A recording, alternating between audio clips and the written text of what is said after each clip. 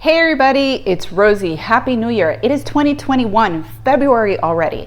I don't know where the first month has gone, but if you're like most people, you probably began your year with a list of goals and accomplishments, projects, things that you want to see carried out this year. And if you're like most Americans, that one of those goals is probably to lose weight, to eat a little bit healthier, to get physically fit, to adopt a healthy lifestyle.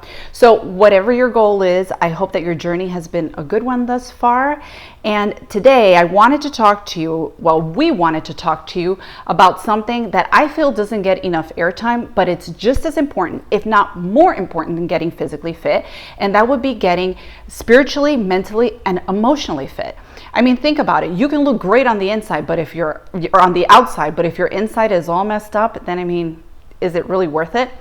So there's this term out there that I'm not fond of. I think it's because it's so overused, but I'm sure that you've heard it multiple times, and it's self-care, right? And self-care involves us doing all those things that we normally don't get the time to do for ourselves. And that can be anything, like getting a massage, getting a mani-pedi. It can be taking a day off from work, taking a bath, reading a good book, whatever it is for you, right?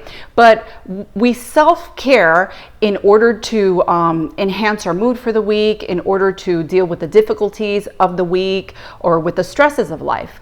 And though I think all these activities are great, and they really are, and I love me a good massage, I can't help but wonder, how do you self-care when the issues are bigger than just a difficult week at work? When they go deeper than just a difficult week at work? What do I mean? Like, a massage can do wonders for your backache, but what can it do for your heartache? Or ladies, a mani-pedi will leave your hands and your feet looking fabulous, right? But what does it do for like long-term depression? I can't tell you how many women I personally know, professional women that are functioning every day out in the workplace. They're functioning, they're leaving their mark, they are just bosses at what they do. Or sometimes it's women that are, stay-at-home single moms that are just killing the parenting game, or wives that are out there being amazing wives to someone. But when they are behind closed doors, alone, trying to go to bed, they can't even sleep at night because they're overwhelmed. They're dealing with things like depression, panic attacks, which are very real, dealing with anxiety, dealing with self-image issues, dealing with feelings of worthlessness, stagnancy, lack of progress in their lives, feeling trapped. All these things are real things that there's women all over the world that are out there feeling. And what do? They need to find a way to cope. And so they begin to cope by maybe relying on a substance, or maybe it's pills, maybe it's overeating or indulging in things that aren't necessarily healthy for us.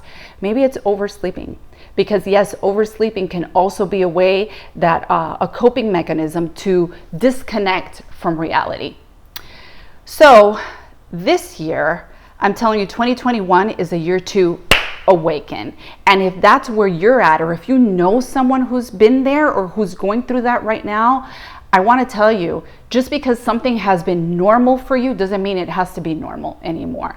Sometimes when things happen to us so much and we're busy at work and taking care of kids and a family, we kind of begin to accept things for what they are, and we kind of begin to think that there's just nothing better for us, that that's as good as it's going to get for us. That's a dormant state of mind, and I'm here to tell you that it's time to awaken. So you probably noticed this beautiful cow here, this Highland cow that's right next to me. And let me formally introduce you. Her name is Tallulah Bell. So I got Tallulah Bell a couple of months ago, and I was first drawn to the fabulous hair fur thing that she's got going on. But second, I was drawn to her horns.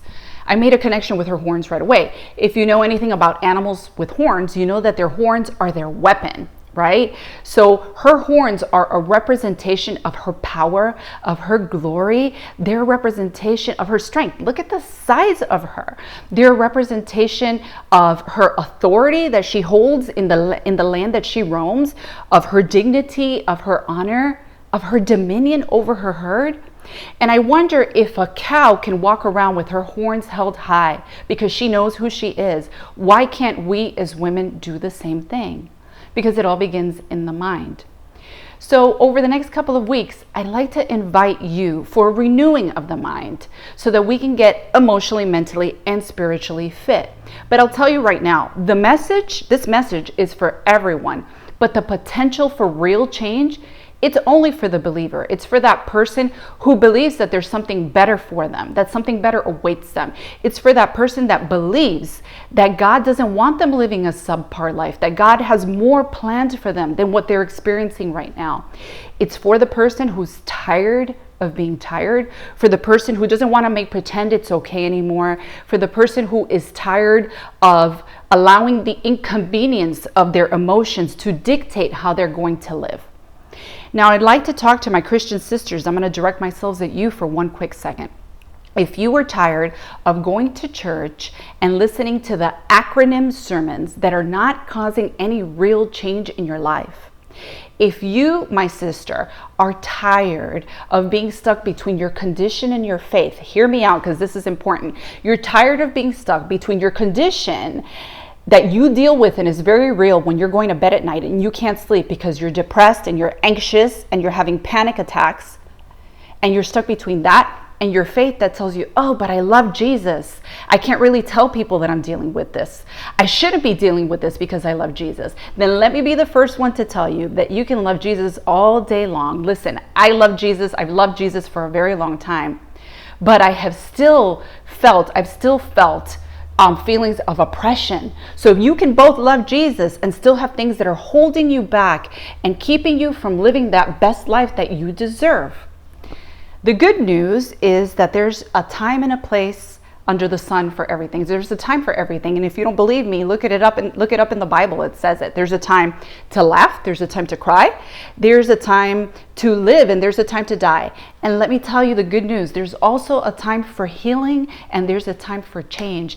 And this time right now, 2021, can be your time for healing and your time for change. This could be your place and your space to find that better version of you, the free version of you, the version of you that is not held back by your emotions and oppressed by all these things that want to keep you trapped. But like everything, it's going to take some time and it's going to take some effort and some intentionality from your end.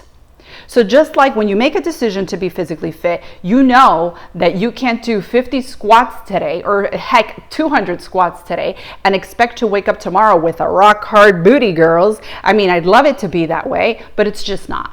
You have to put in time and you have to be consistent. Well, I invite you again next week and the week after that and however many weeks is necessary on this journey to get spiritually, mentally, and emotionally fit because you deserve it. Let this be your place and let this be your space. I look forward to connecting with you again. So make sure to catch my video next week. Thanks, and I wish you a great week. Bye.